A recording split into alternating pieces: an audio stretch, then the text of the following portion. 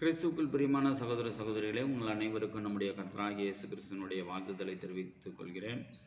இப்பொழுது தீர்க்க தரிசனத்தின் 7 விதமான சிறப்பம்சங்களிலே நாம் வேதாகம தரிசனத்தை குறித்து இதற்கு முன்பு தியானித்தோம். இப்பொழுது ஓமை தரிசனத்தை குறித்து இப்பொழுது தியானிக்கலாம்.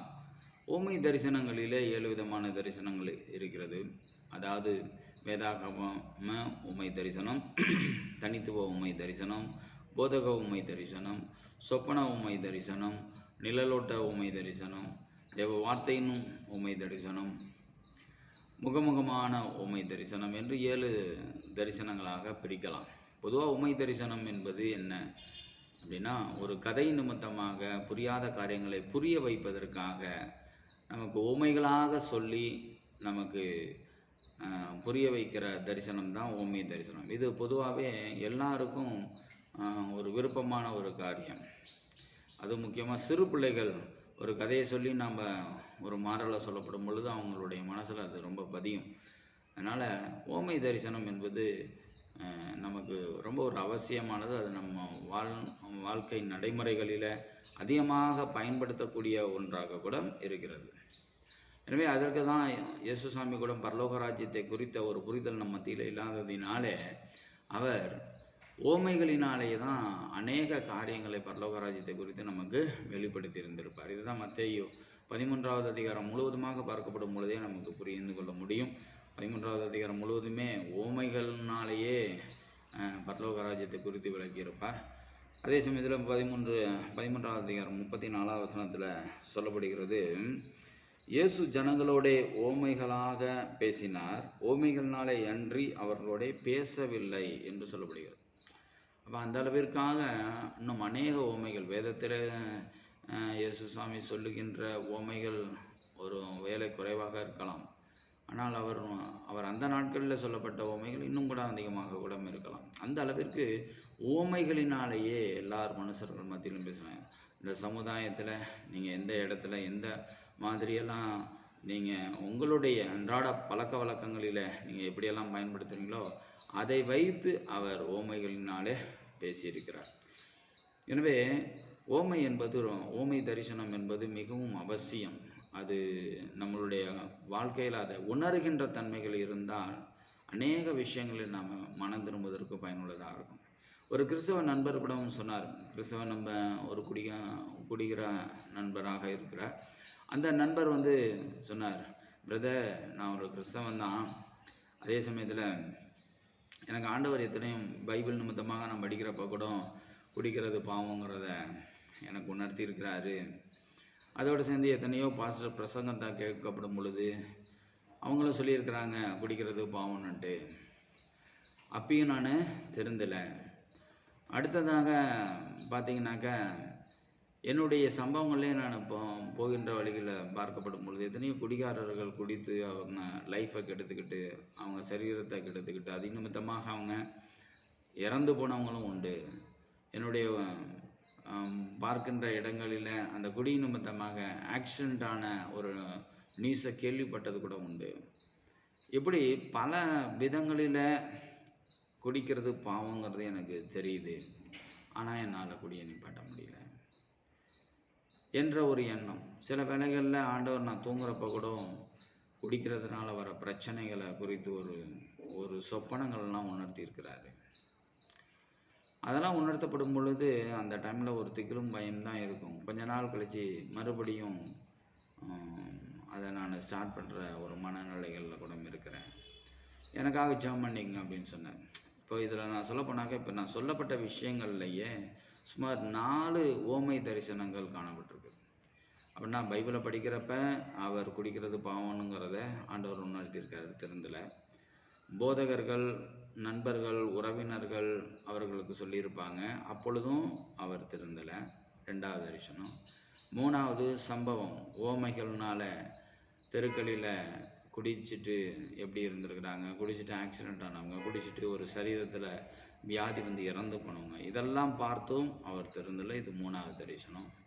அடுத்தது சொப்பன தரிசனம். தூங்கப்படும் பொழுது அவர் சொல்லி ஆண்டவர் அந்த சொப்பனத்தினால் அவருக்கு ஒரு திகிலை உண்டாக்கி, சொப்பனத்தினால் ஒரு பயத்தை உண்டாக்கி, அதனால் குடும்ப பிரச்சனைகளை உணர்கின்ற அந்த தரிசனத்தையும் கொடுத்துருக்காரு. அதனாலையும் அவர் திறந்தலை.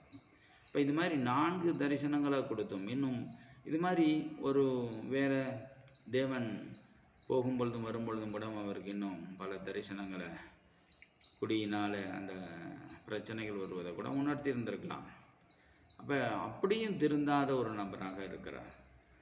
இன்னும் சில பேர் பரிசுத்தவான்களாக இருந்து பல பாவங்களில் இருக்கிறவங்களுக்கு கூட தேவன் இது போன்று தேவனே பேசி கூட இருந்திருக்கலாம், அல்லது தேவனே முகமுகமாக பேசியிருந்திருக்கலாம், தேவ வார்த்தையினால் பேசியிருந்திருக்கலாம். இப்படி ஏதோ ஒரு விதத்தில் தேவன் நம்மை திருத்துவதற்காக ஓமைகளை பயன்படுத்தி நம்மளை நல்வழிப்படுத்த சித்தமுள்ளவராக இருக்கார். அதில் திருந்துறது முக்கியம். திருந்தலைனாக்கா அது நியாய தீர்ப்பின் காலத்தில் கேட்கப்படும், அது வேறு விஷயம். ஆக மொத்தம் நம்ம திருந்துவதற்கு பல ஓமைகளை தேவன் கொடுக்குறார், அதை நம்ம உணரணும். எனவே ஓமை என்பதை அலட்சியம் பண்ணாமல், அந்த தரிசனங்களை அலட்சியம் பண்ணாமல், அதை உணர்ந்து தேவன் நம்ம மத்தியில் பேசுகிறார் என்பதை அறிகின்ற அறிவு அவசியம். இப்பொழுது நம்ம வேதாகம ஓமை தரிசனத்தை குறித்து நம்ம பார்க்கலாம். வேதாகம ஓமை தரிசனம், இப்போ உதாரணமாக ஒரு வியாதியஸ்தர் இருக்கிறாரு. இப்போ இன்றைக்கி அநேக வியாதியஸ்தர்கள் இருக்கிறாங்கன்னா, அந்த வியாதியஸ்தர்களுக்கு ஊழியத்தின் பகுதிகளில் வேதத்தை படிக்கப்படும் பொழுது இயேசுசாமி குருடர்களை குணமாக்கினார், செவிடர்களை கேட்க செய்தார், முடவர்களை நடக்க செய்தார் என்கின்ற வேத பாடங்களை, வேத காரியங்களை வேதத்தின் நிமித்தமாக படிக்கப்படும் பொழுது நம்மளுடைய உள்ளுணர்வில் நமக்கு உருவாகணும். என்னென்னு, அதுபோல் நம்மையும் தேவன் சுகப்படுத்துவார், அதுபோல் நம்மையும் தேவன் சுகப்படுத்துவார். இதுதான் தனித்துவ,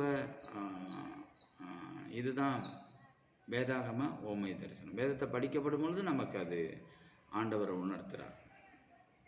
எனவே அதில் நமக்கு நம்பிக்கை பெருகுது. இப்போ நம்பிக்கை இல்லாதவர்களுக்கு வேதத்து நிமித்தமாக ஒரு காரியத்தை உணர்த்தப்படும் பொழுதும் தேவனால் முடியும், இயேசுவால் முடியும் என்ற அந்த விசுவாசம் பெருகுது இல்லையா? இதுதான் வேதாகம ஓமை தரிசனம். அதே போன்று போதக தரிசனம். இப்போ போதக தரிசனம் என்பது என்ன? இயேசுசாமி ஒரு சிறந்த போதகராக இருக்கிறார். இன்றைக்கு அநேக போதகர்கள் கூட நமக்கு ஓமைகளினாலே, போதக ஓமை தரிசனத்தினாலே அநேக ஓமைகளை சொல்லி பரலோக ராஜ்யத்தை குறித்து விளக்குறாங்க. இயேசுசாமி கூட 13வது அதிகாரத்தில் முன்பு சொல்லப்பட்டது போல அவர் நமக்கு பரலோக ராஜ்யத்தை குறித்து ஓமைகளினாலே பேசினார் என்று கூட சொல்லப்படுகிறது. அப்போ அவர் பரலோக ராஜ்யத்தை குறித்து பரலோக ராஜ்யம் கடுகு விதைக்கு ஒப்பாக இருக்கிறது, புளித்த மாவுக்கு ஒப்பாக இருக்கிறது, விதை கல்லில் முள்ளில் பாதைகளில் கற்பாறைகளில் விதைக்கப்பட்ட விதைக்கு ஒப்பாய் இருக்கிறது, நல்ல நிலத்தில் விதைக்கப்பட்ட விதைக்கு ஒப்பாய் இருக்கிறது என்று தேவன் இயேசுவானவர் அதை குறித்து விளக்கங்களையும் கொடுத்து நம்ம நல்ல நிலத்தில் விதைக்கப்பட்ட விதையாக மாற வேண்டும் என்பதையெல்லாம் சொல்லி கொடுத்திருக்கிறார். எனவே அவர் நமக்கு ஒரு சிறந்த போதகராக இருப்பதினால அவருடைய போதனைகளை நாம் உணர்ந்து நாம் நல்வழிப்படுவது போதக ஓமை தரிசனம் என்பதை நம்ம பார்க்கிறோம். எனவே தேவன் ஏதோ ஒரு விதத்தில் நம்மளிடத்தில் பேசுகிறார். அதே போல் 2 சாலமோனில் 12வது அதிகாரத்தில் கூட பார்த்தீங்கன்னாக்கா 1 7வது வசனம் வரை வாசிக்கிறேன், கவனமாக கேளுங்க. இந்த இடத்துல இந்த தாவீது ராஜா அவர் ஒரு தவறு செஞ்சிருப்பார். அந்த தவறுகளின் நிமித்தமாக, அதாவது பத்செபாள் என்கின்ற ஒரு பெண்ணை, உரியாவின் மனைவியாகிய பத்செபாளை அவர் மனைவியாக்கி கொண்டிருப்பார். அந்த வேளைகளில் நாத்தான் தீர்க்கதரிசியானவர் அவருக்கு தேவன் வெளிப்படுத்தியிருப்பார். அவர் அதை ஓமையினாலே அந்த தாவீது அரசனுக்கு, தாவீது ராஜாவுக்கு வெளிப்படுத்தியிருப்பார். என்ன வெளிப்படுத்தியிருப்பார்னாக்கா, ஒரு பெரிய ஐஸ்வர்யவான் இருந்தான், அந்த பட்டணத்தில் ஒரு தரித்திரனும் இருந்தான். அவன் தரித்திரனத்தில் ஒரு ஆட்டுக்குட்டி இருந்தது. அதேமாரி ஐஸ்வர்யவான இடத்துல ஆடு மாடுகள் செல்வங்கள் திரளாக இருந்தது. ஆனால் வழிப்போக்கன் ஒருவன் வந்தான். அதற்காக இந்த தரித்திரனுடைய ஆடை எடுத்து அதை விருந்து பண்ணினான் அப்படின்னு சொல்லி அந்த கதையில் சொல்லியிருப்பார். அப்போ அதை கோபம் கொண்ட ராஜா, அப்பேற்பட்டவன் யார், அவன் கர்த்தருடைய ஜீவனை கொண்டு சொல்கிறேன், அவன் கொலை செய்யப்பட வேண்டும், அவன் நாளத்தனையாக கொடுக்கப்பட வேண்டும் அப்படின்னு சொல்லியிருப்பான். இதில் என்ன சொல்ல வருது அப்படின்னாக்க, ஒரு உவமையினாலே அந்த அரசனுக்கு தான் செய்த பாவங்களை உணர்த்துறார் இந்த நாத்தான் தீர்க்கதரிசி. இதன் நிமித்தமாக அவரும் அந்த தாவீது ராஜாவும் மனம் திரும்புகிறார். இதான் ஒரு போதகன் ஓமையினாலே பேசி நம்மை மனம் திருத்துவது. இதான் போதக ஓமை தரிசனம் என்று சொல்லப்படுகிறது. இதை நம்ம படிப்போம். 2 சாமுவேல் 12வது அதிகாரம் 1-7 கர்த்தர் நாத்தானை தாவீதினிடத்தில் அனுப்பினார். இவன் அவனிடத்தில் வந்து அவனை நோக்கி, ஒரு பட்டணத்தில் 2 மனுஷர் இருந்தார்கள். ஒருவன் ஐஸ்வர்யவான், மற்றவன் தரித்திரன். ஐஸ்வர்யவானுக்கு ஆடு மாடுகள் வெகு திரளாய் இருந்தது. தரித்திரனுக்கோ தான் கொண்டு வந்த ஒரே ஒரு சின்ன ஆட்டுக்குட்டியை தவிர வேறொன்றும் இல்லாதிருந்தது. அது அவனோடும் அவன் பிள்ளைகளோடும் கூட இருந்து வளர்ந்தது. அவன் வாயின் அப்பத்தை தின்று அவன் பாத்திரத்திலே குடித்து அவன் மடியிலே படுத்துக்கொண்டு அவனுக்கு ஒரு மகனைப் போல் இருந்தது. அந்த ஐஸ்வர்யவானிடத்தில் வழிப்போக்கன் ஒருவன் இருந்தான். அவன் தன்னிடத்தில் வந்த வழிப்போக்கனுக்கு சமையல் பண்ணுவிக்க தன்னுடைய ஆடு மாடுகளில் ஒன்றை பிடிக்க மனதில்லாமல் அந்த தரித்திரனுடைய ஆட்டுக்குட்டியை பிடித்து அதை தன்னிடத்தில் வந்த மனுஷனுக்கு சமையல் பண்ணிவித்தான் என்றான்.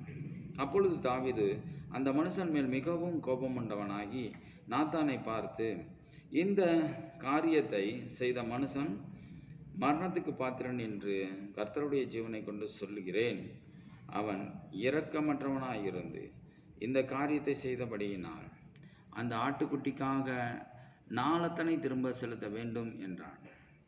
அப்பொழுது நாத்தான் தாவீதை நோக்கி, நீயே அந்த மனுஷன். இஸ்ரவேலின் தேவனாகிய கர்த்தர் சொல்லுகிறது என்னவென்றால், நான் உன்னை இஸ்ரவேலின் மேல் ராஜாவாக அபிஷேகம் பண்ணி உன்னை சவுலின் கைக்கு தப்புவித்து உன் ஆண்டவனுடைய வீட்டை உனக்கு கொடுத்து உன் ஆண்டவனுடைய ஸ்திரீகளையும் உன் மடியிலே தந்து இஸ்ரவேல் வம்சத்தையும் யூத வம்சத்தையும் உனக்கு கையளித்தேன். இது போதாதிருந்தால் இன்னும் உனக்கு வேண்டியதை தருவேன் என்று சொன்னார். இப்போ இந்த இடத்துல பார்த்தீங்கன்னாக்கா, இந்த தாவீது ராஜாவுக்கு தேவன் எவ்வளவோ நன்மைகளை செய்திருந்தார். ஆனால் அதெல்லாம் அவன் கனம் பண்ணாமல் இந்த உரியாவின் மனைவியை அவன் நிச்சயித்தபடியினால் இந்த இடத்துல அவனுக்கு ஒரு சாபம் வந்தது. அதை அவன் உணர்ந்ததினாலே அந்த சாபத்திலிருந்து அவனுக்கு நிவர்த்தியும் வந்தது என்பதை நம்ம வேதத்தில் பிறகு வாசிக்கிறோம். என்ன சொல்கிறேன்னா, ஒரு மனுஷன் செய்த தப்பிதங்களுக்காக ஒரு போதகன் ஓமையினாலே பேசி அவனை நல்வழிப்படுத்துகின்ற தரிசனம் போதக ஓமை தரிசனம் என்பதை பார்க்கிறோம்.